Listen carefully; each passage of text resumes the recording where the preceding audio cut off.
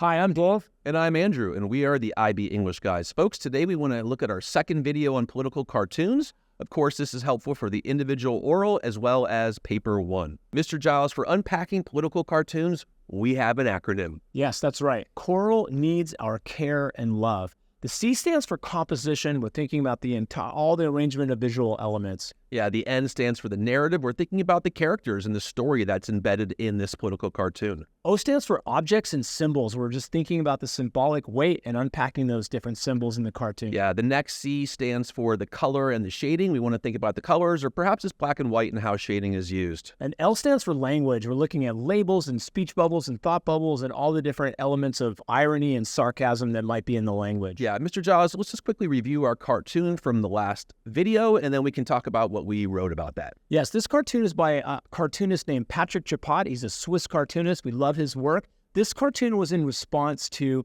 a climate change summit that took place in Dubai in the Middle East. And it's got some inherent criticisms about actually holding this climate change summit in a place like Dubai that is a petrostate that might be a contributor to climate change. And it's really casting a spotlight on human beings and how we are contributing to climate change. Well said, Mr. Giles. Now, we love to use graphic organizers when we're doing our thinking and breaking down texts. And you can see in our graphic organizer, we have textual references on the left-hand side in blue.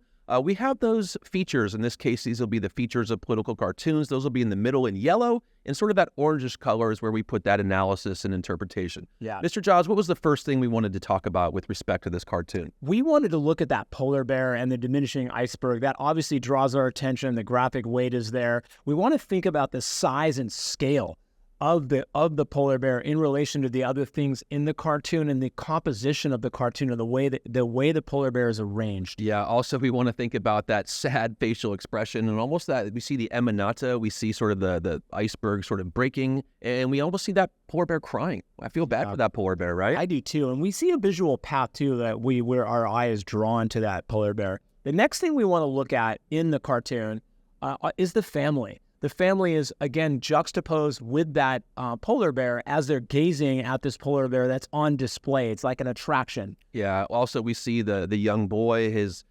posture and his facial expression. He looks like he's experiencing pure jubilation. The mother is carrying a shopping bag. We talked about that object and how that implies materialism in favor over the environment. Lots of things going on with the family. What about Venice in the background? Yeah, Venice in the background is interesting. We should be struck by the fact that that Venice is actually being displayed in Dubai, and actually Venice, there actually is a luxury hotel that is an imitation Venice. So again, I think Patrick Chapat is weaving that in, but also making us think a little bit about how Venice itself, the city, is sinking. Right? Like the polar bear, it's in danger. It's also in danger, right? So all those things are juxtaposed, and we're seeing that climate change is a global crisis. Yeah, lastly, I think I'd want to talk about that enclosed ceiling.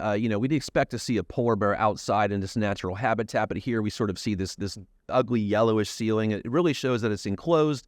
Again, with the ski resort over to the side, it's just such an unnatural setting. It's really a scathing commentary. Again, that's right. United Arab Emirates is consuming so much energy in a world where there's climate change is happening. Okay, so the chart helps us really do some rich thinking. Now let's take a look at just a short piece of writing. This is 2 paragraphs where the student has unpacked this cartoon, and we're going to look at this piece of writing and think about how well they are sort of tackling this cartoon and taking it apart. What are some things that you notice, first of all? Well, I love the topic sentence, Mr. Giles. We've given the title of the political cartoon. We have the date that it was published. And then, of course, we have the cartoonist name, Patrick Chapat. And then we have this small phrase, argues that. And after the word that, we have what we call our rich idea. Can you talk a little bit about what comes after the word that in this case? Yeah. I mean, they're really thinking about that idea of these developing countries claim that they care about climate change, but actually there's a lot of hypocrisy. And there's an unwillingness. I like the word unwillingness to make meaningful changes. And that's a strong argument he's trying to make. And he makes that repeatedly in a lot of his cartoons. He does. Now, the next thing the writer does is they're trying to leverage that chart. So they're going to bring in those blue textual references from that chart we just looked at. And Mr. Giles, we see right away they go for the polar bear. And what are some of the features they have pinned to this polar bear? Well, what I like is I'm seeing that coral needs our care and love. I'm seeing the graphic weight. I'm really thinking about like ideas like the focal point. We're thinking about what the viewer is doing, how that's drawing our attention. We're also thinking about the characters and their expressions and the way that their posture. So I think they're doing a good job of taking it apart. The words in blue are specific details of the cartoon. So I can see a lot of analysis here. Well, exactly. We talked about objects, right? There's that chunk of ice, and then the writer links that to this word symbol, right? So they're talking about how the chunk of ice symbolizes the deterioration or the decay of a natural environment. Again, coral needs our care and love is coming in handy. I see this small transition word, Mr. Giles, sadly, and then I see the author's name, Chapat. Why do we like to use the author's name? Well, the author's in the driver's seat. You know, the author's the one making the choices. The author, the illustrator is the one who made the choices to create the cartoon. So we want to talk about what choices the author made or the creator made to send the message. I also like the phrase implies that. Why is that such a good phrase? Mr. Giles, when we're doing analysis and interpretation, we want to draw conclusions from what we see. Sometimes there's things between the lines. We want to read between those lines and talk about the subtext. So that's what implications and inferences are. Let's go ahead and look at the second small paragraph. And we see a transition word, furthermore. It looks like we're sticking with objects. They're back on the shopping bag. And what do they infer about the shopping bag? Well, they're thinking about the consumption. They're thinking about this idea of the consumptions and how that human beings oftentimes are more concerned with their own enjoyment, their own amusement, than they are with the taking care of the planet. And that's sadly the case in the world. They're making us think about that enclosed space. It's also kind of symbolic and is quite interesting in terms of the setting.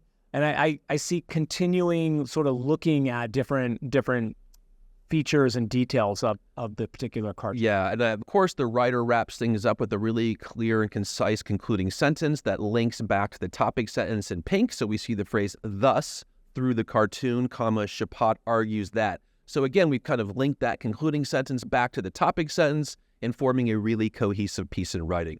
Folks, in the end, we hope that you understand that by making a quick table and thinking about textual references, thinking about features, and thinking about that author-audience relationship, if you combine that with our acronym, Coral needs our care and love. Stands for composition. Yep. Narrative. Objects. Color. And language. If we put all that together, you too can analyze, interpret, and speak and write about cartoons in an academic way. Thanks for watching the channel, and we'll catch you next time. Thanks, guys.